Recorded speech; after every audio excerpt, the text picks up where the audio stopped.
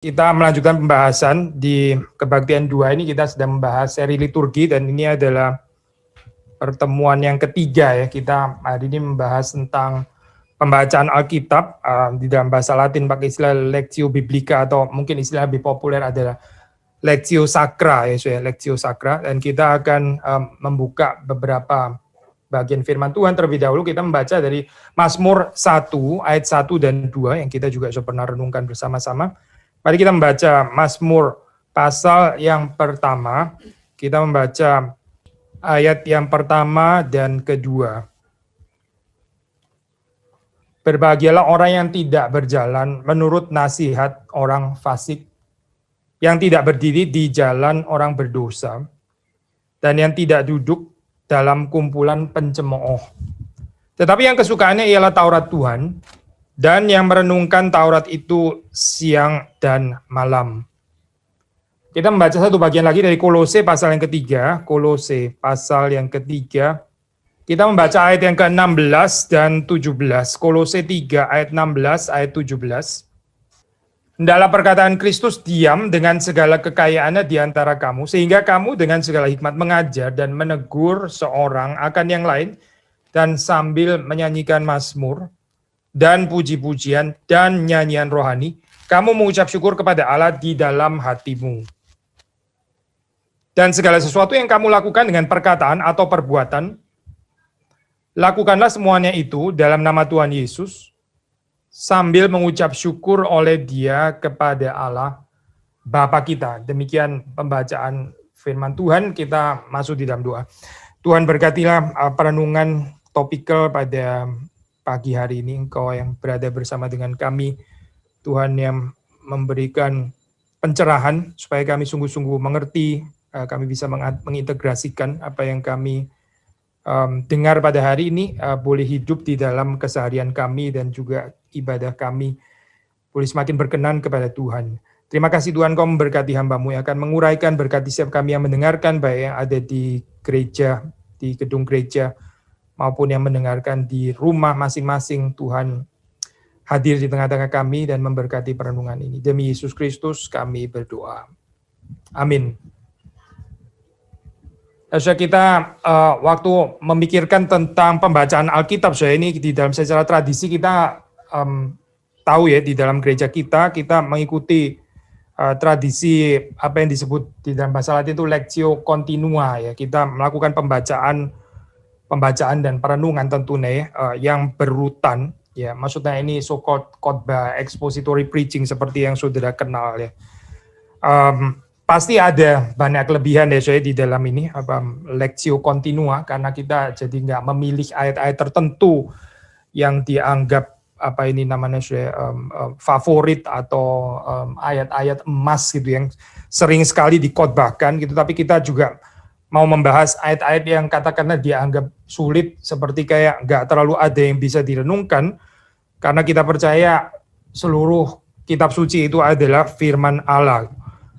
Tapi ada pembacaan model lain yang disebut dengan Lectio Selecta ya, Lectio Selecta. Ini sebenarnya tradisi dari ya sejak di dalam Yudaisme ya, dan kalau saudara membaca misalnya di dalam kehidupan Yesus sendiri itu ada model Lectio Selecta ya, yaitu waktu kita membaca di dalam Lukas yang pasal yang keempat ya.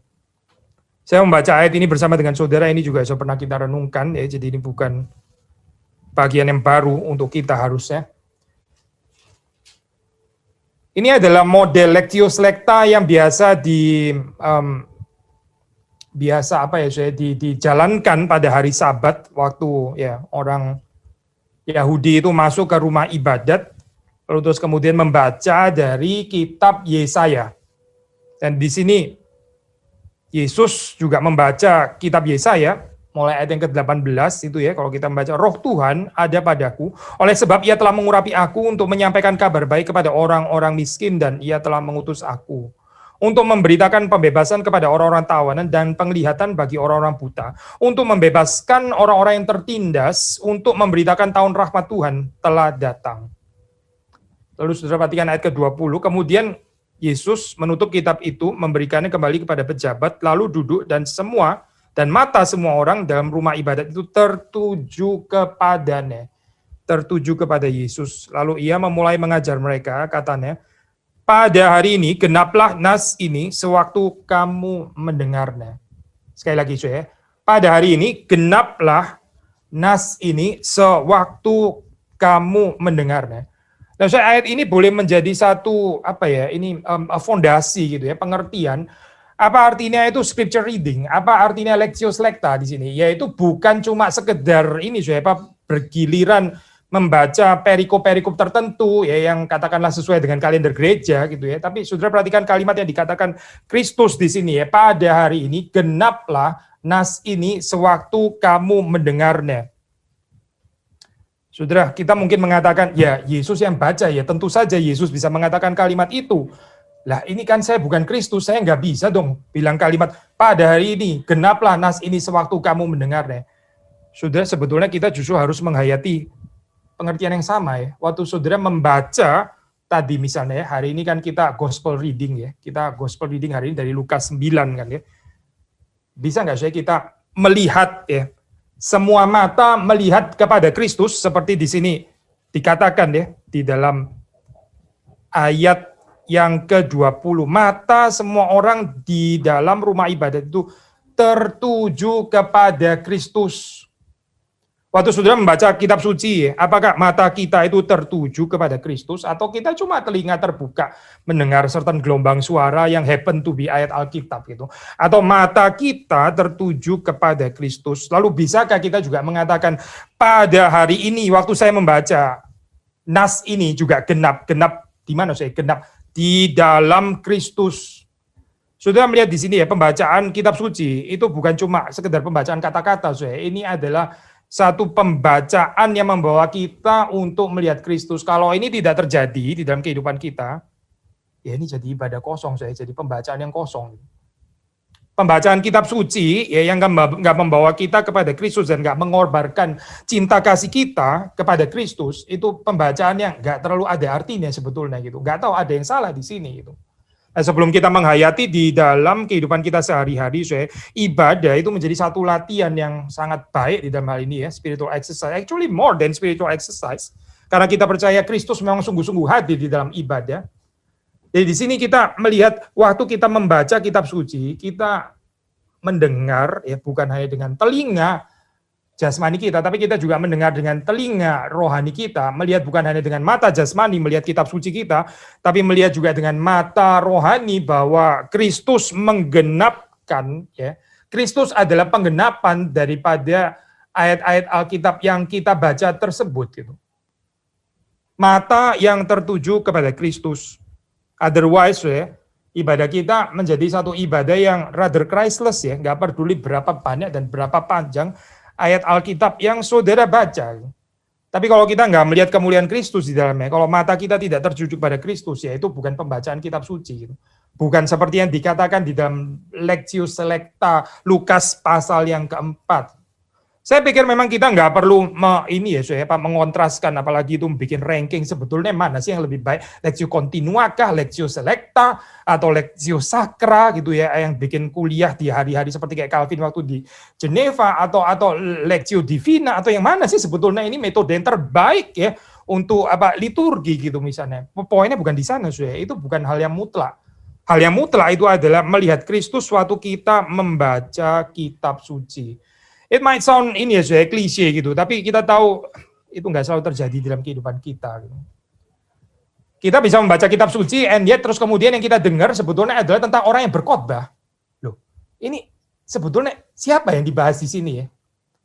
Saya sudah pernah mengatakan pada saudara, saya kutip waktu itu ini perkataan saya kalau nggak salah ingat ya, John Piper atau siapa ya. Kalau kita hanya mengkhotbahkan ya, kalau kita hanya mengkhotbahkan apa yang pengkhotbah itu katakanlah bisa lakukan, then we preach to law. Ada orang mengkhotbahkan kitab suci, dia mengkhotbahkan virtue-nya sendiri sebetulnya, nggak mengkhotbahkan kitab suci, nggak mengkhotbahkan Kristus gitu. Yang dikhotbahkan adalah memang kelebihan-kelebihan yang ada pada dia gitu, sehingga orang nggak mendengar tentang Kristus, orang mendengar tentang pengkhotbahannya sebetulnya gitu. Orang mendengar tentang orang itu, orang mendengar tentang gereja itu, dan orang bukan mendengar tentang kitab suci gitu. Tapi kalau kita mengkhotbahkan Kristus nggak peduli saudara lulus nggak lulus, kita kita belum mampu melakukan itu, kita barusan katakanlah kemarin atau 2 hari lalu kita gagal di dalam menaati ayat itu, tetap harus khotbah saya bagian ini. Karena ini adalah firman Tuhan, ini adalah Kristus yang diberitakan. Dan Kristus nggak boleh direduksi saya di dalam kemampuan saudara menaati firman Tuhan. Ini penting sekali ya saya. Ini Schweitzer satu periode pernah membubarkan untuk sementara waktu penyelidikan dari historical Jesus. Karena terus kemudian dia menelanjangi. Itu orang bicara tentang historical Jesus. Sebetulnya bukan Yesus yang dibicarakan. Itu proyeksi mereka sendiri tentang Yesus gitu. Jadi kalau yang membaca itu adalah orang California mendadak jadi Californian Jesus gitu ya. Yang membaca orang dari Berlin mendadak jadi Berlinian Jesus gitu. Yang membaca orang dari Prancis jadi French Jesus. Ini apa-apaan seperti ini gitu. Orang nggak betul-betul belajar tentang Kristus. Orang proyeksinya sendiri dipantulkan ke sana terus diajarkan sebagai Kristus. Padahal itu bukan Kristus sebetulnya dibicarakan saya, tetapi adalah dirinya sendiri. Lalu untuk sementara waktu silent saya, nggak ada orang lagi berani tulis tentang historical Jesus baru belakangan ini ya. Terus kemudian ada certain kebangunan lagi gitu. Mulai menyelidiki lagi. Tentu saja harus dengan approach yang berbeda ya. Tentu saja juga dengan harus memperhatikan kritik yang pernah diberikan oleh Albert Schweitzer itu supaya kita nggak menggambarkan Kristus menurut diri kita sendiri atau menurut virtue kita, menurut kelebihan kita ya, apa yang kita anggap penting dan sebagainya. Baru kita membaca kitab suci itu kita menjumpai Kristus. Kita menjumpai Kristus bukan hanya di dalam kelebihan kita, bukan hanya di dalam kelebihan gereja kita. Kita menjumpai Kristus juga di hadapan kelemahan kita.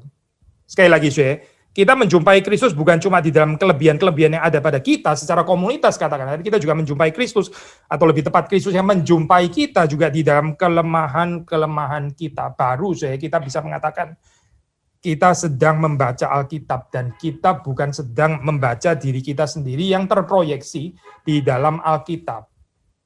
Nah, tadi kita mengatakan bahwa pembacaan Alkitab ini ya, nah kita di GRI memang ini kita mengikuti church calendar ya, jadi ini pembacaan perikop-perikop ini diatur.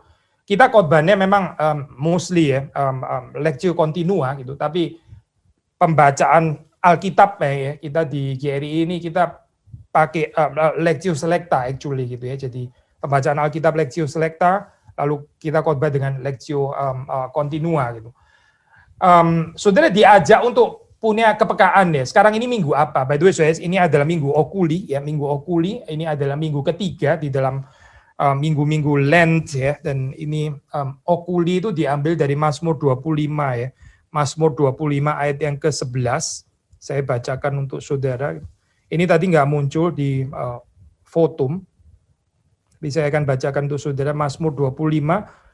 Okuli itu mataku ya maksudnya ya. My eyes ini kalau kita membaca di dalam Mazmur 25 ayat yang ke-15. Mataku tetap terarah kepada Tuhan sebab ia mengeluarkan kakiku dari jaring. Mataku tetap terarah kepada Tuhan sebab ia mengeluarkan kakiku dari jaring. Ya ini cocok ya saya dengan renungan hari ini ya. Terarah kepada siapa saya waktu saudara membaca kitab suci? Terarah kepada Tuhan.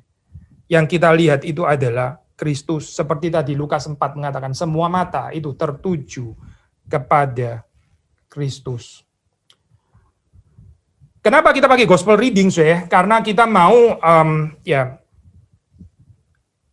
di dalam kehidupan gereja itu kita mengenal life of Jesus, ya, life of Christ, dan ya bukan evangelicalism yang reduktif, ya. Saya percaya evangelical nggak harusnya reduktif seperti ini. Tapi bahaya reduksi Injili itu sangat real ya, sangat real. Lalu orang cuma bicara tentang ya accept Jesus in your heart, kamu sudah pernah angkat tangan waktu kamu KKR dan kamu Kristen ya, congratulations gitu. Tapi mereka nggak tertarik dengan parables yang diajarkan Kristus, mereka nggak tertarik dengan reversal motif di dalam kerajaan Allah, nggak tertarik dengan itu semua, nggak tertarik dengan narasi-narasi kerajaan Allah. Lalu di dalam dunia bagaimana? Ya membangun worldview mereka sendiri yang lama itu. Nggak ada ciptaan baru di sini, nggak ada sebetulnya. Ya tetap seperti kayak gaya hidup lama. Tapi sudah pernah angkat tangan somehow di KKR mana gitu misalnya. Dan yakin sekali bahwa dia adalah orang Kristen sejati. Sekali lagi saya nggak tertarik untuk menggoncang-goncang kehidupan saudara gitu. Apalagi menggoncang iman saudara gitu ya.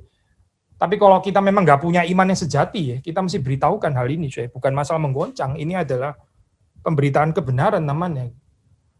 Orang nggak betul-betul tertarik dengan kehidupan Kristus, maka gospel reading saya itu penting ya, saya. Gospel reading karena membawa kita kepada yang disebut Injil itu apa, saya? Injil ini adalah keseluruhan ini ya, Yesus inkarnasi ini ya, keseluruhan. Tentu saja nggak salah saudara mengatakan klimaksnya itu ada pada salib ya, kebangkitan ya. Nggak salah saudara bilang kalimat seperti itu.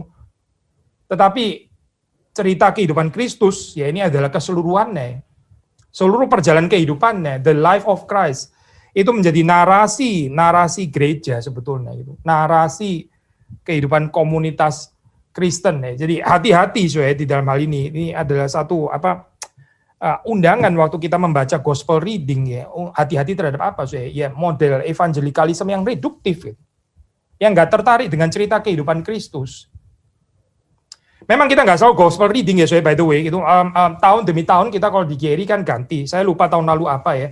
Tapi kita bergantian kalau nggak gospel reading, kita psalm reading atau epistle reading ya. Mungkin saya rencana mungkin tahun depan kalau Tuhan pimpin kita pakai ayat-ayat khotbah yang sesuai dengan kalender gereja ya kalau Tuhan pimpin. Tapi kita sudah pernah melakukan ini scripture reading dari psalm dan dari epistle reading ya. Bedanya apa sih waktu kita melakukan epistle reading? Pembacaan dari epistle reading ya ini adalah mendengarkan firman Tuhan, perkataan daripada para rasul ya bagi jemaat. Kalau gospel reading membawa kita kepada the life of Christ, ini perkataan para rasul yang disampaikan kepada jemaat dan kita adalah jemaat Tuhan, ya kita juga perlu mendengar surat-surat ini juga. Kalau kita membaca Mazmur, ya mengapa membaca Mazmur? Karena ini adalah kita mendapati pergumulan kita juga dinyatakan di dalam kitab Mazmur. Nanti di dalam KU3 saya membahas termasuk salah satu Mazmur yang paling sulit ya. Mungkin bahkan bukan salah satu tapi Mazmur yang paling dark ya. Mazmur yang paling dark yaitu Mazmur 39 ya. Mazmur orang depresi ya, yang di dalamnya itu nggak ada kalimat iman ya, atau ada seperti kalimat iman balik lagi kepada depresi, seperti ada pengharapan balik lagi kepada tidak ada pengharapan ya, utterly pessimistic dan sebagainya. Dan yang menarik saya ini di dalam pimpinan Roh Kudus ya, teks seperti ini bisa masuk kanonisasi ya. Bukan kecolongan ya, saya bukan, tapi Roh Kudus menghendakinya ini ya, supaya ini juga menjadi pergumulan kita ya. Ini orang yang hampir hampir boleh dikatakan nggak bisa lagi percaya kepada Tuhan, tapi dia juga masih percaya. Tapi pikiran tentang Tuhan itu begitu negatif saya di dalam Mazmur 39. Nah, apa artinya saya ini kita membaca Mazmur? Berarti Tuhan mau ya mengakomodasi pergumulan kita ya. Waktu kita membaca Mazmur, apalagi kalau kita bisa menyanyikannya, kita melihat pergumulan kita ini bukan sesuatu yang baru, tapi sesuatu yang sebetulnya juga sudah dicatat di dalam kitab suci gitu. Nah, kita bisa bergumul bersama dengan pemazmur ya. Kesulitan-kesulitan. Nah, ini nggak bicara yes man Christianity gitu ya. Docile Christianity yang nggak ada pertanyaan, yang nggak ada kesulitan, nggak ada keraguan-raguan ya. Nggak ada kekecewaan dan sebagainya gitu. Bukan, ini bicara kekristenan yang sangat-sangat realistik melalui kitab Mazmur. Jadi entah kita membaca kitab Mazmur ya kita mendapatkan sesuatu, kita membaca Injil kita mendapatkan sesuatu, kita membaca epistles, surat-surat itu ya kita mendapat yang lain lagi ya. Nah minggu ini disebut Oculi Sunday, Mazmur 25 betul gitu. Ini Third Sunday of Lent, Third Sunday in Lent. Nah, gospel reading ya, the message ya ini core message sebetulnya di dalam Oculi Sunday ini adalah tentang pengikutan. Maka ayat yang kita baca tadi ya, Lukas 9 ayat 57 sampai 62 itu bicara tentang pengikutan. Ide utamanya apa sih? Ide utamanya itu pengikutan ya, pengikutannya sejati itu berarti kita tuh membebaskan diri ya, kita membebaskan diri dari segala ikatan yang ada di dalam dunia ini termasuk saya ikatan manusia. Nah ini saudara perhatikan ya, manusia kok kita perlu melepaskan diri ya. Bukankah manusia kita harus mengasihinya gitu.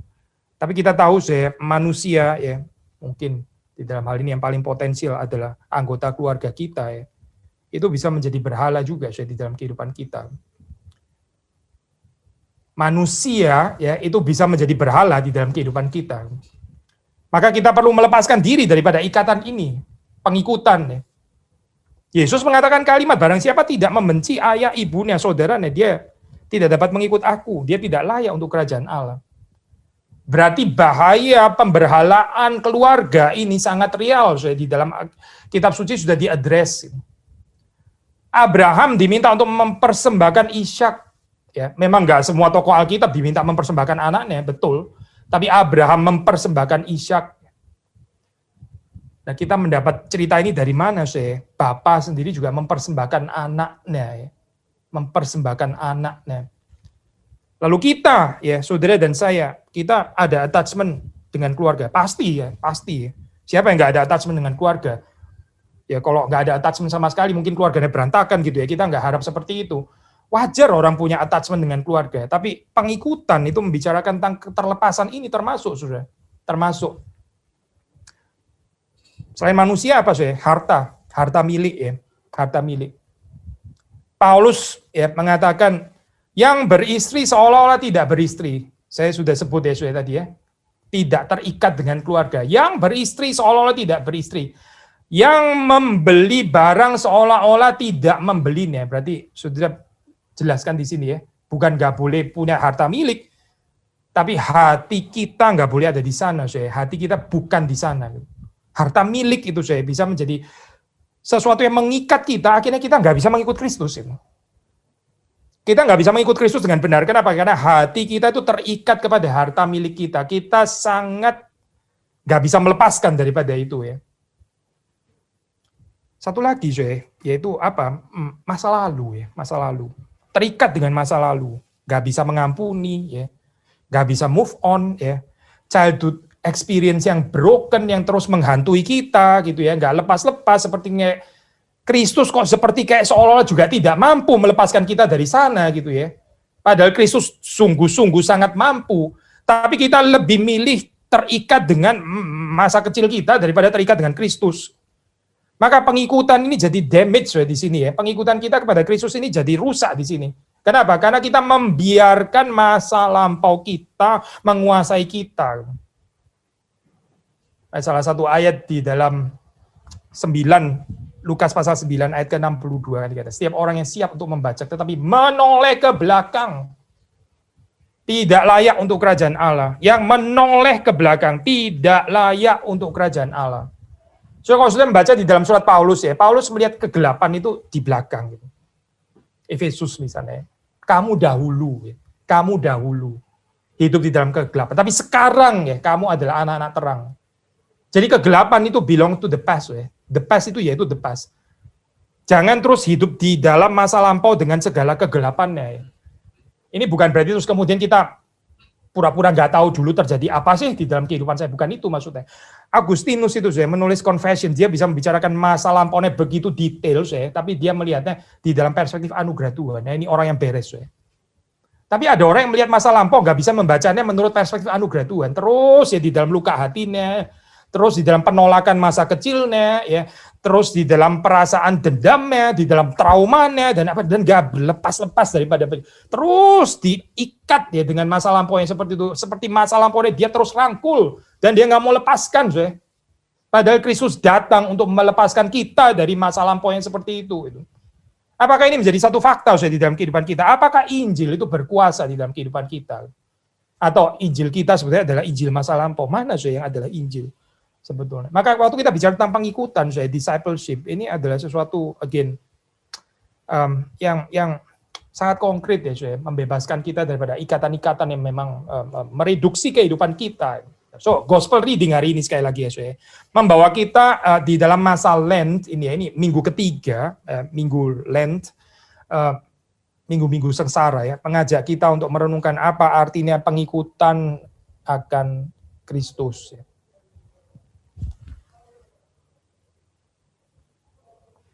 Kalau kita mempelajari di dalam tradisi Lectio Divina, tadi kita sudah bicara Lectio Continua, kita singgung sedikit ya, kita bicara Lectio Selecta, which is model pembacaan kita ya. Nah, ada yang disebut dengan Lectio Divina. Lectio Divina itu kalau di dalam kekristenan seringkali diatribut, itu orang Katolik kali ya yang suka melakukan itu ya. Kita kan orang Reform Bible Study gitu misalnya ya. Kita harus ensiklopedik pengetahuannya, kita buka commentary gitu ya, bahasa asli dan sebagainya, concordance dan seterusnya itu. Lectio Divina tapi again kita nggak tertarik ya untuk membuat ranking-ranking seperti ini gitu. Lalu terus kemudian kita label ini sebagai sesuatu yang bukan belongs to tradisi kita gitu. Karena ada banyak hal yang baik yang kita bisa pelajari. By the way, Lectio Divina itu Ya ada scholars yang mengatakan ini ya saya Johannes Calvin termasuk salah satu supporter Johannes Calvin ya, dan atau kalau di dalam masa Puritan itu yang terkenal adalah Richard Baxter. Richard Baxter itu sangat sangat promote ya ini the so-called Lectio Divina. Lectio Divina saya itu dibagi 4 ya biasanya ya, atau ada 4 langkah gitu ya. Yang pertama itu Lectio itu sendiri, pembacaan itu sendiri. Yang kedua adalah disebut meditatio ya. Nanti saya jelaskan. Yang ketiga itu oratio atau praying. Nah, kemudian terakhir, ini agak sedikit dibedakan. Saya kadang-kadang dalam literatur yang lain bisa dipakai bergantian, tapi di dalam steps 4 Lectio Divina yang dibedakan adalah meditatio dan contemplatio ya. Nanti kita akan bahas apa bedanya gitu. Meditation ya, terus kemudian yang di bawah yang terakhir ini adalah contemplation. Nah, kalau saudara membaca di dalam tulisan Baxter misalnya, dia tetap pakai istilah meditation, tapi sebenarnya dia maksud itu di dalam bagian tertentu maksudnya adalah contemplation yang dimaksud di sana ya. Waktu saudara membaca ya, saudara membaca kitab suci. Pertama pasti kita perlu membaca gitu kan, membaca itu namanya lectio, paling simpel sih ya. Langkah pertama yaitu saudara buka, lalu kemudian saudara baca. Nah, terus kemudian kita merenungkan.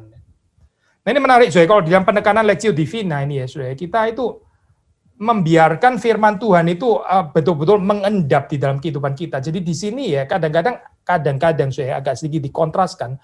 Meditatio ini berbeda dengan misalnya Bible study gitu ya, belajar akar katanya apa. Itu bukan nggak penting, Zoe, itu penting sekali begitu ya. Dan saya juga nggak bermaksud untuk membuat dualisme di sini, karena dua hal itu sama-sama bermanfaat. Tapi by strict definition, saya disebut meditation itu ya, itu adalah saudara mencari communion with Christ di sana. Waktu saudara membaca kitab suci, ya, saudara sedang menjalin hubungan relasi dengan Kristus. Kita melihat scripture itu sebagai firman Kristus, sebagai firman yang hidup. Saudara sedang berjumpa dengan Kristus.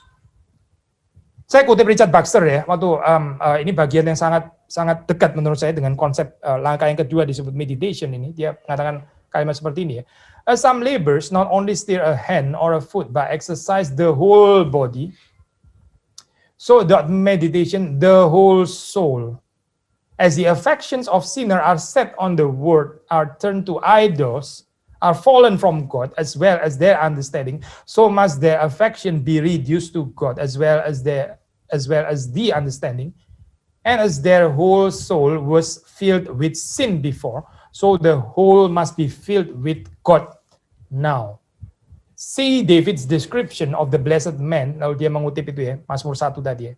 His delight is in the law of the Lord, and in his law doth he meditate day and night. Ada beberapa kata yang diulang ya tadi. Misalnya whole ya. Berarti ini bicara keseluruhan ya.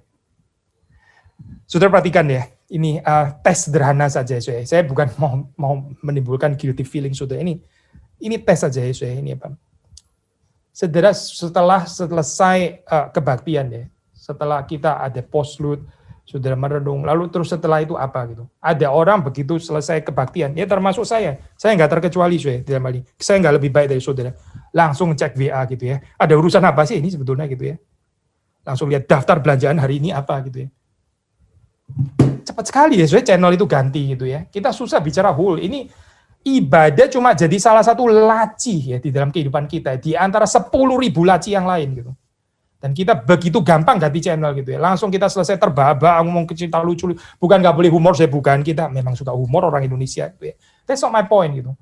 Tapi saudara melihat ya, nggak ada pengendapannya gitu dalam ini. Ini seperti kayak ya just one among others saja gitu. Kayak saya setelah makan selesai ya sudah, saya pergi ke tempat parkiran selesai. Apa tadi? Ya sudah lewat, itu sudah di belakang gitu ya. Nggak ada resonans yang terus, nggak ada echo yang saudara dengar, nggak ada gitu. Saudara langsung masuk kepada rutinitas saudara ya, padahal kita bilang ini hari Sabat.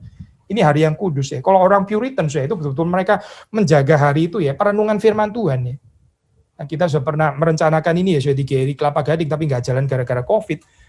Kita memperpanjang, bukan perpanjang jam kebaktian ya, tapi bagaimana orang itu bisa tetap di gereja, lalu kemudian kita bisa membicarakan firman Tuhan, ya kita bisa saling menguatkan dan sebagainya, kita bisa membicarakan tentang Tuhan. Ya, kalau saudara membaca di dalam cerita revival itu yang terjadi, that is true meditation, saudara. Bukan langsung switch ganti channel lain begitu. Nah ini kehidupan kita ya sebetulnya gitu, yang Dan nanti kita akan bahas ini ya. Anti liturgina gitu ya. Ini kan liturgi pembacaan Alkitab. Tadi ada anti liturgina. Anti liturgina itu salah satu nih, itu ini ya. Switch yang begitu cepat gitu ya. Gampang sekali kita pindah channel gitu. Soalnya yang tadi itu sudah nggak ada lagi, sudah lewat, sudah nggak ada lagi bekasnya, sudah nggak ada gitu. Ada orang setelah perjamuan kudus, hopefully tidak di sini ya, saya. Setelah perjamuan kudus ya, itu minggu perjamuan kudus, dia berantem di tempat parkir, saya. Lalu perjamuan kudus itu tadi apa ya sebetulnya gitu? Nggak ada bekasnya, saya. Ini belum 1 hari loh. Perjamuan kudus kita itu 1 bulan sekali, saya. Ini belum 1 hari. 1 hari pun belum lewat, saya. Kita berantem dengan orang di tempat parkir ya. Saya nggak sebut gereja kita ya, hopefully nggak pernah kejadian ya di tempat kita. Tapi ini sesuatu yang pernah terjadi, saya. Kayak nggak ada efek ya. Kita datang ke kebaktian itu kayak nggak ada sama sekali yang tinggal dalam hati kita.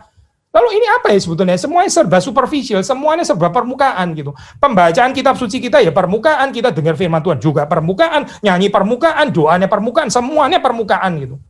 Lalu kita heran ya, kenapa kekristenan kok nggak ada berakar ya? Nggak, semuanya permukaan, liturgi kita permukaan semuanya. Praktek kehidupan kita semuanya permukaan. Lagi dihasilkan apa ya? Kekristenan permukaan lah pasti. Apa yang kita harapkan di dalam hal ini? Superficial Christianity, if not artificial ya, superficial and artificial. Tapi saudara tadi baca kutipan dari Richard Baxter ya, dia bahkan menggunakan ini loh, saya kalau seorang pekerja itu ya, dia kerja ya, dia bukan cuma menggerakkan tangannya, kakinya, tapi seluruh badannya gitu. Demikian juga waktu orang meditate itu seluruh jiwanya, seluruhnya gitu. Ini bukan cuma ya bagus ya, what a nice insight, wow kind of interesting khotbah. Oh saya baru pertama kali dengar ya ini ya, saya nggak pernah dengar ini. Oh pertama kali lu saya tahu gitu misalnya get excited. Tapi setelah itu nggak ada apa-apa lagi. Setelah itu ya sudah menguap dengan gampangnya, nggak ada akar, sudah nggak ada pengendapan ya, nggak ada meditatio, nggak ada. Yang ada dalam metode scanning di dalam everything di dalam everything, di dalam pekerjaan juga begitu, di dalam friendship juga begitu, di dalam keagamaan, semuanya metode scanning gitu. Karena apa? Ya karena kita mesti sebanyak-banyaknya scanning. Betul sih, saudara bisa scanning banyak, seperti luas sekali, tapi nggak ada akarnya semuanya gitu. Nggak ada satupun yang beres, nggak ada satupun yang jadi, nggak ada yang berakar. Semuanya level permukaan. Maka saya di dalam Lectio Divina yang ketiga, setelah itu kita mendoakan, praying scripture, kita mendoakan. Kita sudah pernah bahas ini ya, ini pengulangan untuk saudara gitu. Kita sudah berkali-kali mengatakan kita berdoalah kehendak Allah yang dinyatakan, dan itu ada di dalam kitab suci. Kita bisa mendoakan seluruh khotbah di bukit, kita doakan ayat per ayat itu bisa, Kita bisa mendoakan buah roh itu satu per satu ya, ini kita doakan gitu. Tapi orang lebih suka berdoa untuk kehendak Allah yang yang berdaulat gitu ya. Sebenarnya kita nggak tahu. Ada orang tulis ini sebetulnya mirip kayak pagan religion sih sebenarnya. Seperti kayak kafir gitu. Yang perlu oracle akan terjadi apa ya nanti gitu misalnya. Kita kekristenan itu kita tahu kehendak Tuhan sudah dinyatakan gitu. Mari kita bergaul dengan kehendak yang dinyatakan itu gitu. Perkara nanti saudara nikah dengan siapa lah, tinggal di mana, kerja di mana, itu urusan nggak terlalu penting sebetulnya, saudara. Yang urusan penting itu adalah kita taat kepada kehendak Tuhan yang dinyatakan, kita mendoakannya. Tapi kita lebih suka berdoa untuk hal-hal yang misteri itu ya, yang kita nggak tahu Tuhan pimpin kemana gitu. Dan kayaknya kita, habis-habisan energinya untuk berdoa ke sana. Tapi waktu berdoa untuk kehendak Allah yang dinyatakan, kayak nggak ada energi. Kenapa ya, saudara? Ada yang salah di sini ya. So, Lectio Divina ini mengajak kita untuk praying scripture, praying ayat-ayat kitab suci. Baru setelah itu yang keempat kita bicara tentang contemplatio ya. Again, ini istilah bisa dipakai bergantian dengan meditatio. Misalnya Baxter masih pakai istilah meditatio, tapi kita waktu membaca kontennya sebenarnya dia maksudnya adalah contemplatio ya. Apa bedanya di dalam hal ini ya? Kemiripannya sih pasti banyak ya, meditatio. Tapi meditatio dalam pengertian sebelum berdoa yaitu perenungan ya, pengendapan ini keseluruhan jiwa kita ya. Contemplatio ini maksudnya adalah ini kalau di dalam bahasa mistik ya, ini yang disebut dengan the so-called mystical ecstasy ini ya, tanda kutip ya. Ini saudara yang nggak terlalu akrab dengan tulisan mistik bisa terganggu dengan istilah ini ya. Union with God in the love of Christ. Kalau saudara baca tulisannya Bernard de Clairvaux ya, itu 4 degrees of love ya, itu dia ada membahas bagian ini, saudara. Kita jadi terbakar oleh cinta kasih Kristus. Ya. Ada kemanisan yang nggak bisa dibeli, yang nggak bisa ditawarkan oleh dunia. Gitu. Dan ini sangat banyak menyentuh wilayah estetik, bukan cuma wilayah kognitio, ya, kognitif, ya, rasional, tapi ini afeksi kita itu terbakar. Gitu. Ini kita bicara tentang contemplation di sini. Atau dalam istilah Baxter, saya coba kutip ya. Dia bilang, if in holy meditation thou get near to Christ and warm thy heart with the fire of love, and then come but seldom, tapi jarang-jarang saja, thy former coldness will soon return. It is true, the intermixing of other duties, especially secret prayer, ya di sini dia menyebut prayer ya, karena di tafsir di dalam konteks Lectio Divina ini cocok sekali, karena sebelum contemplatio kan oratio kan ya. Dia bilang ini sama sekali bukan untuk merendahkan prayer tentu saja ya, saya baca lagi ya. It is true the intermixing of other duties, especially secret prayer, may do much to the keeping thy heart above. Positif sih. But, sudah perhatikan ya, meditation atau contemplation is the life of most other duties and the view of heaven. The heavenly view menurut Baxter is the life of meditation. Ini yang disebut dengan kontemplasi ya, Saudara baca ini ya, surat kepada jemaat di Efesus yang ada dalam kitab Wahyu. Precisely ini yang hilang, precisely. Kehilangan kasih yang mula-mula. Jadi dingin, jadi dingin. Gitu.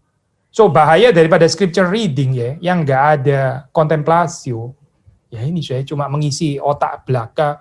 Lebih jelek lagi, mending masih mengisi otak gitu ya. Metode scanning yang cepat itu tadi. Gitu. Saudara pasti pernah pengalaman, saya sendiri juga pernah, again, saya nggak lebih baik daripada saudara. Kita mungkin punya pengalaman deh, itu kita bilang, wah khotbah tadi bagus ya tadi, saya sampai keluaran mata tadi gitu. Oh ya apa ya? Ya apa ya tadi ya? Apa ya tadi? Jangan-jangan air mata karena ada bawang putih, bukan karena dengar firman Tuhan, karena nggak bisa mengartikulasikan lagi, menguap begitu saja, gitu. Hilang begitu saja gitu. Tapi bilang bagus. Yang diingat ya humornya lah, ilustrasinya, yang lucunya lah, dan sebagainya. Message-nya sebetulnya apa? Enggak, semuanya menguap, saya nggak tahu. Nanti terus kita berdoa biar Roh Kudus yang mengingatkan waktu saya di dalam temptation ya, supaya diingatkan, supaya keluar lagi gitu ya. Sebetulnya mengendap nggak sih waktu kita membaca firman Tuhan itu ya? Mengendap nggak sih? Ini dierami nggak sih ya? Mateng nggak sih sebetulnya di dalam kehidupan kita ya? Kalau without contemplation, without meditation and contemplation, ya ini saya Baxter mengatakan kalau kita jarang melakukan ini ya, itu coldness ya, dingin ini ya, kedinginan ini ya, akan segera mengambil alih. Ini by default, nggak usah diundang gitu. Saudara coba matiin lampu waktu malam-malam, nggak usah mengundang kegelapan, nggak perlu. Kegelapan langsung akan menguasai, saya. Kalau nggak ada kehangatan kasih Kristus yang akan menguasai, otomatis langsung dingin itu, saudara. Kita nggak peduli dengan orang lain. Hidup selfish, kita nggak sadar gitu. Kalau kita hidup itu untuk diri kita sendiri, nggak sadar. Kenapa? Ya itu coldness yang menguasai kehidupan kita. Karena kita nggak terbakar oleh cinta kasih Kristus. Nggak terbakar, kita nggak merenungkan itu, saya. Terus kemudian ya cerita-cerita yang lain kayaknya lebih bikin kita jadi panas hatinya, ya panas ya tetap, tapi panas marah secara karnal, maksudnya itu kita tersinggung lah, kita merasa sedih lah, sedihnya pun juga self-centered dan sebagainya gitu. Air matanya bukan air mata untuk menangisi orang-orang yang terhilang misalnya, bukan, tapi air mata karena kita tersinggung itu tadi ya, karena nggak ada yang mengerti kita dan sebagainya. Emosi sih nggak hilang, betul. Saudara juga nggak bisa dibilang totally cold, nggak cold sih. Tapi ini emosi yang untuk diri sendiri, bukan emosi yang digerakkan oleh cinta kasih Kristus. So, scripture reading, so ya, hopefully kita bisa belajar ya daripada tradisi Lectio Divina ini. Nah, ini bagian yang kedua. Saya mau membahas anti liturginya ya, anti liturgi. Tadi saya sebut salah satunya ya. Way of scanning ya, cara hidup scanning, semuanya permukaan itu anti liturginya, saya. Anti liturgi yang lain ya sederhana di dalam kehidupan kita sekarang ya, saudara, yang ada ini ya, ada ini. Kita gampang sekali ya menyediakan waktu untuk membaca medsos ya, bisa berjam-jam ya. Berjam-jam kita membacanya gitu, nggak habis-habis dengan segala ketekunan, dengan segala kesetiaan ya, dengan perhaps even a kind of covenantal relationship so ya, dengan your medsos, and my medsos. Lalu kita gampang sekali meneruskannya secara langsung kepada orang lain ya, tanpa kita cek ini benar atau nggak benar, ini truth atau nggak, terus nggak peduli, pokoknya tangan saya bisa share, langsung share. Nanti kalau salah ya sudah tinggal minta maaf saja. Maaf itu tadi hoax, sudah meracuni pikirannya orang lain sudah. Oh, ternyata itu hoax, maaf ya gitu ya. Kita suka sekali sharing sih memang ya, ini imitasinya ya, imitasinya ya. Mestinya saudara merenungkan firman Tuhan, lalu mengendap, setelah mengendap, saudara bisa membicarakannya, saudara bisa mengajar yang lain, seperti yang dikatakan dalam Kolose 3. Tapi dunia menciptakan anti liturginya, ada sharing juga di sini. Gitu. Sharing nggak perlu cek ini benar atau benar, hoax atau fake news, pokoknya sharing gitu ya. Kan saya orang Kristen kan harus berbagi gitu. Berbagi hoax nggak apa-apa, pokoknya berbagi toh gitu. Berbagi perkataan-perkataan yang meracuni, nggak apa-apa juga, pokoknya kan sudah berbagi gitu. Saudara melihat ya di sini, ya ini anti liturginya. Yang kedua adalah kita hidup tadi ya saya, reading medsos and sharing it ya tanpa mengecek. Yang kedua anti liturginya adalah ini saya, kita hidup di dalam society yang very much image driven ya, meaning no reading. Lalu kita masih membenarkan diri. Ya, tapi kan gambar itu berbicara thousand of language, berbicara thousand of words. Jadi saya lihat satu lukisan itu saya sudah baca 1000 kalimat kan. Lebih cepat daripada saya baca buku. Budaya membaca itu semacam kayak luxury ya. Orang aneh masih baca gitu ya. Orang zaman segini semuanya image driven. Ini kita mesti lebih banyak berurusan dengan gambar. Menarik, saya baca satu artikel sederhana saya dari Dan Gallenkamp. Dia inspired dari ada scholars namanya Matthew Milliner ya. Dia mengatakan seperti ini saya kutip ya, nanti saya jelasin konteksnya gitu. Dia bilang di Babilonia ya, Daniel dan teman-temannya itu adalah true iconoclast ya. Nah ini kita orang reform senang dengan kalimat ini. Wah puji Tuhan ya. Ternyata Daniel pun iconoclast. Sudah tahu iconoclast itu ya. Iconoclast itu orang yang nggak suka dengan adanya ikon ya. Ikon itu nanti bisa membawa kepada berhala. Jadi ikonoklas ya, itu semua gambar-gambar mesti disingkirkan gitu ya. Lalu terus kemudian ini siapa Gallenkamp ini berani mengatakan ya, ini dia bilang sebetulnya di dalam konteks itu Daniel teman-temannya itu ikonoklas. Karena mereka refuse to worship idols. Mereka menolak untuk menyembah ikon itu gitu. Ikonnya ini bukan Nesar. Mereka menolak untuk menyembah itu. Dia melanjutkan, early Christianity had to be iconoclastic. Early Christianity itu iconoclastic. To separate itself from the images of the pagan world. Mereka itu menyatakan diri tidak, mengatakan, membuat counterculture. Kita bukan komunitas yang menyembah image. Karena apa sih? Karena kita percaya the true God dan bahwa kita ini diciptakan. Kita ini adalah image bearer of God. Ya, kita adalah created after the image of God. Jadi nggak perlu menyembah ikon-ikon yang lain lagi gitu. So kita di dalam tradisi reform kita ini sebetulnya secara klasik lah kita di GRI not really lah tapi kalau sudah baca tradisi reform yang benar-benar klasik ya, itu memang ikonoklas itu sudah baca dalam Heidelberg Katekismus, sudah baca tafsirannya Calvin ya, reform yang ortodoks itu ikonoklas Dan ternyata kemudian di sini diangkat ya oleh siapa ini Milliner ya, sebetulnya bisa ada virtue kalau kita menghayati ikonoklas ini dengan benar ya. Kita should be iconoclast with regard to worldly icons maksudnya gitu. Tapi kenapa kita orang Protestan, kita orang Reform, kita bilang kita nggak venerate icons itu ya, icons itu kita nggak venerate gitu. Tapi kok kita venerate icon dunia malah. Image kita society kita very much driven by ikon dunia lagi. Mending ikonnya Kristus gitu, Kristus Pantokrator. Seperti kalau saudara keluar ya, ada lukisan Kristus Pantokrator kan di sana. Mending kalau itu yang driven, bukan. Ini image-nya dunia gitu. Saudara tergerak dengan gambar. Let's be ikonoklas di sini gitu. Tapi kita nggak berhenti di sini ya, kita nggak berhenti di sini. Untuk kita, kepentingannya setelah kita ikonoklas, setelah itu apa, Setelah itu ya kita mengembangkan ini liturgi reading the scripture.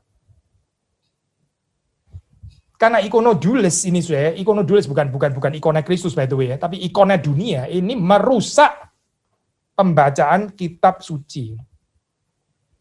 Kita nggak suka baca, apalagi baca kitab suci gitu ya. Kita lebih suka lihat gambar ya. Tapi Calvin, Zwingli ya dan kawan-kawan, mereka menghancurkan itu ya, gambar-gambar. Mereka tujuannya juga sama, saya membawa jemaat kepada pembacaan kitab suci. Intinya di sana, saya bukan kebencian terhadap artworks lah atau apa, bukan di sana, saya bukan itu. Bukan sempit pikiran kok nggak bisa ini ya menghargai dunia seni ya. Kayaknya nggak ada dimensi estetik ya di dalam kehidupan mereka. Oh, bukan itu, saya bukan.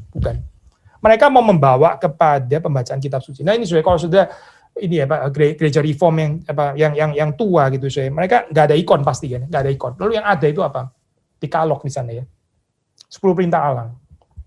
Itu menggantikan posisinya ikon. Maksudnya apa saya? Berarti teolog-teolog reform itu saya mau supaya mereka itu membaca kitab suci gitu. So still relevant ya sudah, ikonoklasm in the right way tapi ya. Atau ya itu sudah pakailah kalau mau pakai ikon, ya ikon yang religius lah saya ini. Saudara turun ke bawah, lihat lukisan renungkan itu ya. Ini lukisan-lukisan religius, itu ikon gitu ya, ikon gambar maksudnya dalam hal ini. Saudara merenungkan itu ceritanya apa gitu. Saudara lebih tertarik lihat apa ya, gambar salib ya, kayu yang rusak-rusak itu ya. Atau saudara lebih suka lihat gambarnya pegunungan di Switzerland. Aduh, iya ya pandemi ya. Aduh, saya sudah lama sekali nggak bisa travel sekarang. Gitu. Mana yang lebih driven di sini gitu? Mana yang sudah lebih tertarik gitu? Yang sudah lebih ke bawah? Gambar rumah yang mewah gitu. Aduh, kapan ya bisa punya rumah kayak gini ya? So nice gitu. Waduh, ada library-nya ya. Wih, bagus ya desain library-nya gitu. Saya yang suka buku misalnya gitu. Mana yang lebih menarik untuk saudara gitu? Ya, our image driven ini ya, culture ini menjauhkan kita dari pembacaan kitab suci dan ini adalah anti liturgi nih tandingannya itu. Saudara dibawa terus encounter dengan gambar-gambar, sudah gitu gambar yang bukan gambar Kristus juga. Dalam hal ini saya Matthew Milliner dia mengatakan kalimat ya, maksudnya tentang Daniel dan kawan-kawannya. Ya. Christians itu seharusnya refuse to bow. Orang Kristen harusnya menolak untuk bersembah sujud kepada gambar-gambar itu. And that is how they break culture. Begitulah mereka create counter culture. Ini bukan liturgi Kristen. Gitu. Bowing down to images, worldly images, itu bukan Kristen. Bukan itu. Yang Kristen itu adalah membaca kitab suci. Nggak menjadikan kita victim of worldly images. By the way, kita boleh tetap ikonoklas di sini. Yang ketiga, anti liturginya adalah ini ya, klasik lah ya. Kita ini hektik, busy, produktif. Hektik, busy, produktif. Via aktiva. Kayaknya itu orang seperti Thomas Aquinas dan Agustinus bisa nggak kebayang ya, kalau ada di dalam dunia ini. Ternyata bisa ada periode di mana via aktiva itu lebih tinggi daripada via kontemplativa. Mereka mungkin nggak sepenuhnya benar ya waktu mengatakan via kontemplativa itu lebih tinggi daripada via aktiva. Ya, kita mengatakan sama-sama ada tempatnya begitu kan ya. Nggak bisa cuma via kontemplativa. Tapi mungkin mereka nggak akan pernah terpikir bahwa di dalam dunia yang mereka pernah tinggal bisa ada zaman yang menjunjung tinggi via aktiva ya. Jauh di atasnya via kontemplativa, dan via kontemplativa seperti nggak ada tempatnya, sudah dianggap seperti orang-orang orang-orang pengangguran kali ya, nggak bisa kerja, nggak produktif, nggak bisa ada numbers yang bisa dihitung gitu. Saya agak sedikit hati-hati kalau menjadi tercobai dengan ini. Berapa yang jumlah hadir hari ini? Berapa yang jumlah hadir hari ini? Hari ini yang datang kebaktian berapa? Ya bukan nggak penting kita perlu tahu juga ya. Apalagi kalau menurun terus gitu, ini something perlu dikoreksi kayaknya gitu. Tapi kehidupan ini nggak semuanya bisa direduksi dengan numbers gitu. Kenapa nggak tanya berapa dalam orang mendengar tentang Kristus hari ini? Regardless berapa numbersnya. Tapi kita berapa dalam menjelaskan Kristus di dalam khotbah kita? Kenapa nggak tanya ini, Kenapa nggak tanya di dalam liturgi kita ini ada kehadiran Tuhan nggak sebetulnya gitu? Kenapa kita nggak tanya ini, Tadi bagaimana ya kebaktiannya? Apakah Tuhan hadir di sana? Kita tanya, berapa tadi jumlah yang hadir? Apalagi lebih celaka. Kolektornya berapa tadi? Waduh, kolektornya berapa gitu. Bagian yang sangat gak penting, Ini bukan tentang kolektor, ini bukan tentang number berapa yang jumlah yang hadir, bukan itu, Tapi Ya, anti liturgi dunia kita yang always harus produktif ya, produktif instant result ya, nggak menghargai proses, lalu instant gratification bahkan ya, instant effect dan semuanya ini nggak ini anti liturginya scripture reading karena scripture reading itu saudara nggak bisa langsung ada efek kan ya, apa saudara waktu setelah scripture reading terus kemudian jadi lu apa gitu? Setelah lu membaca terus lu tulis buku kah gitu? Berapa buku gitu misalnya? Berapa artikel lu? Aduh, ini balik itu lagi. Orang merenungkan terus kemudian nggak ada hasilnya kan saudara? Ini against liturgi dunia kita yang menyembah produktivitas at all cost ya. Tapi saudara menghidupi liturgi yang mana? Liturgi Kristen ini cuma di dalam 1 jam ini kah? Atau di dalam kehidupan kita juga menghidupi liturgi yang sama, scripture reading, yang nggak terbawa kepada pressure of productivity, instant gratification, instant result, numbers, dan all kinds of idols yang nggak perlu disembah itu, Kita bisa lepas nggak dengan ini? Lepas nggak kehidupan saudara dan saya? Lalu akibatnya apa, Orang yang mengikuti anti liturgi seperti ini, akibatnya adalah, ya ini, kalau kita boleh kaitkan dengan kalender gereja hari ini, message-nya adalah pengikutan yang nggak sepenuhnya terpisah dari dunia. Kita bilang kita mengikut Kristus, ya kita mengikut Kristus, tapi nggak bisa meninggalkan ibu, bapak, anak, dan nggak bisa meninggalkan masa lampau, nggak bisa meninggalkan myths of productivity, nggak bisa meninggalkan ini. Kalau bisa jalan di dua kaki, dua perahu terus ya, kakinya di dua perahu terus gitu ya. Dapat Tuhan Yesus, dapat semuanya katanya gitu ya. Dapat Tuhan Yesus termasuk juga dapat dunia. Apa itu maksudnya lagu itu, Tidak kan? Jadi hati-hati ya, dengan kehidupan yang nggak dipenuhi oleh liturgi Kristen. Itu otomatis seperti waktu terang itu nggak hadir ya. Kegelapan akan menguasainya. Sudah pasti akan menguasai. Uninvited akan menguasainya. Liturgi dunia itu akan masuk begitu gampangnya di dalam kehidupan. Kecuali saudara dan saya bertekun di dalam pembacaan kitab suci. Kecuali kita ada meditatio, oratio, dan kontemplatio itu tadi. Kecuali itu kita terus-menerus memanaskan kehidupan kita ya. Coba saudara lihat makanan di dapur saudara gitu ya, nggak dipanaskan lama-lama dingin kan ya. Saudara nggak usah masukin kulkas lah, nggak perlu, dingin juga. Memang nggak sedingin di kulkas, ya betul. Tapi nggak bakal bisa tetap hangat, apalagi panas. Nggak mungkin kan, saudara. Lalu kita berharap kehidupan kita bisa selalu panas, tapi kita ngangetinnya cuma seminggu sekali gitu. Saudara mimpi atau bagaimana ya? Sedang kita aja tahu di dalam kehidupan sehari-hari itu nggak jalan, saudara. Sebentar saja langsung akan dingin gitu. Jadi bagaimana? Makanya ini Mazmur 1 tadi bilangnya, merenungkannya siang dan malam. Merenungkannya siang dan malam. Kesukaannya ialah Taurat Tuhan. Dia merenungkannya siang dan malam. Pinjam bahasa dapur ya, berarti selalu diangetin, selalu dipanasi. Karena begitu nggak dipanasi, yang terjadi adalah dinginnya dunia ini akan take over kehidupan kita. Dan kita nggak sadar, lalu waktu minggu balik lagi, liturgi lagi ya. Bermunafik ria lagi dengan lagu-lagu, dengan doa, dengan scripture reading, dengan mendengar firman Tuhan dan sebagainya, untuk terus kemudian menjadi dingin lagi ya. Gak usah sampai tunggu Senin, itu tadi, di tempat parkir sudah jadi dingin. Karena apa? Ya karena memang nggak ada pengendapan, nggak ada kontemplatio, nggak ada meditatio, nggak ada oratio, nggak ada. Ya. Jadi ini superficial Christianity itu. Lalu berapa orang Kristen di dunia? Oh, ada 1/3 penduduk di dunia. We are still the greatest, kita the largest number. Ya 1/3, 1/3. Oh, 1/3 sama sekali tidak sedikit. Tapi sudah lihat berapa shallowness kekristenan. Berapa permukaan, berapa superficial. 1/3, iya 1/3. Wow, global religion. Iya, global religion, benar. Tapi berapa shallow-nya, berapa tidak berakarnya. Apa yang salah? Nggak ada liturgi, scripture reading. Nggak ada. Yang ada scripture reading bukan sebagai liturgi, mungkin ada ya, tapi nggak ada liturgi, scripture reading. Terakhir.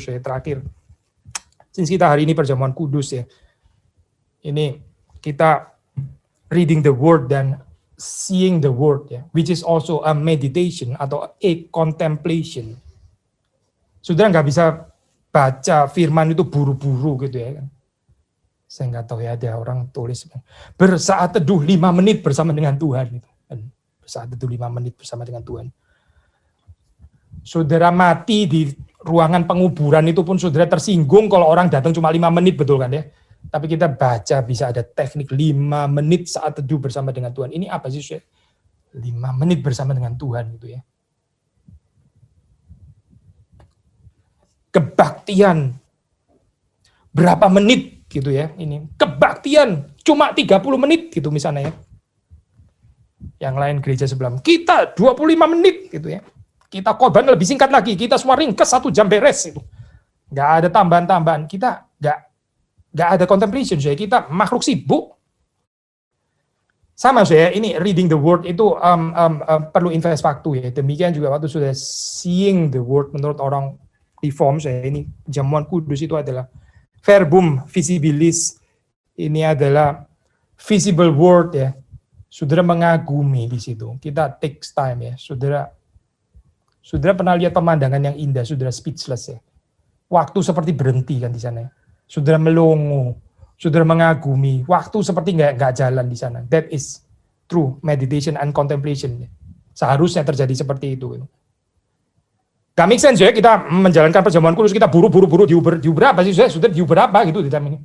Perjamuan kudus pun harus produktif gitu maksudnya. Apa ya? Perjamuan kudus pun juga under the spell of effectivity gitu. Apa-apaan ya ini kayak begini gitu. Saudara nggak bisa diem, lalu saudara kita nggak bisa ya menikmati saat itu ya. Saat dimana kita diangkat, elevated, kalau Calvin bilang ini mystically elevated ya. Ascend ya, itu bersama dengan Kristus yang ada di sorga. Di dalam konsep perjamuan kudus daripada Calvin. Tapi kita nggak ada waktu untuk itu. Sudah nggak usah ke surga. Nggak usah ke surga, sudah di sini saja. Di Kelapa Gading, pokoknya yang secepat mungkin selesai, ringkas. Saya mau pulang, ini sudah jam makan. Bagaimana kita bicara tentang kekristenan di dalam konsep seperti ini? Perjamuan kudus yang seharusnya meditation, contemplation pun kita juga nggak sabar ya. Waktu kita kebaktian juga kayaknya kita nggak terangkat ke surga juga, makanya bola-balik lihat jam itu. Bola-balik lihat jam, main handphone dan sebagainya. Kapan ini selesainya kebaktian ini ya? Anti liturgi saya, the anti liturgi ya. Terus membombardir kita, bahkan waktu kita kebaktian saya, Nggak usah ngomong waktu Senin sampai Sabtu, nggak usah ngomong itu. Bahkan pada hari Minggu, waktu di jam kebaktian pun, anti liturgi itu tetap khotbah di sana gitu. Dan mau membawa kita keluar, ayo cepat, produktif, instant gratification, instant result, please. Ya, cepat gitu. Jangan ada hening-hening seperti ini gitu ya. Ini buang-buang waktu, ini nggak efisien dan sebagainya. Ini the anti-liturgi daripada reading scripture. Lalu sekali lagi kita wonder, kenapa kekristenan seperti ini? Gak usah wonder saya keluar kalimat ini berkali-kali ya. Sebetulnya kalau kita menyelidiki, gak ada yang perlu bikin kita itu geleng-geleng kepala gitu. Karena sangat bisa dijelaskan kenapa kekristenan seperti ini. Kenapa ya memang karena gak ada liturgi scripture reading. Gak ada. Yang ada adalah very shallow and superficial Christianity. Tapi kita gak dipanggil ke sana, tidak gitu. Hari ini kita perjamuan kudus ya. Saudara jangan buru-buru ya. Meskipun juga tentu saja jangan dilama-lamain, tapi lihatlah Kristus itu. Take your time, invest your time to see the glory of Christ. Itu perlu waktu, Pengendapan itu perlu waktu, perlu proses. Itu bukan sesuatu yang kita cepet-cepetin gitu ya, bukan gitu. Saudara nggak perlu produktif di dalam perjamuan kudus. Mau produktif apa? Ini waktunya saya kan bisa kerja di sini, saya bisa tulis buku, saya bisa khotbah, saya bisa apa? Tenang, chill. Biarkan Kristus membakar hatimu ya, sehingga engkau itu betul-betul terbakar karena cinta kasih Kristus yang kita justru sangat kurang untuk mengaguminya. Gak usah diburu-buru dengan yang lain, sudah cukup dunia kita terlalu banyak liturgi buru-buru sampai kita ini stres ya. Sangat restless, jangan bikin kebaktian kita juga ikut-ikutan restless seperti kayak the restlessness of the world yang harusnya terjadi justru bagaimana waktu kita bekerja. Bisa tetap ada restfulness di sana ya. Ada true rest, bukan restlessness. Tapi ini semua datang Tuhan menghendakinya ya. Kita mendapatkannya. Memang ini anugerah cuma-cuma. pemberian Tuhan, kita nggak bisa beli, betul sih. Tapi Tuhan mengendakinya ya bukan tanpa latihan rohani, bukan tanpa our scripture reading. Kiranya Kristus memberkati kita semua. Mari kita masuk di dalam doa.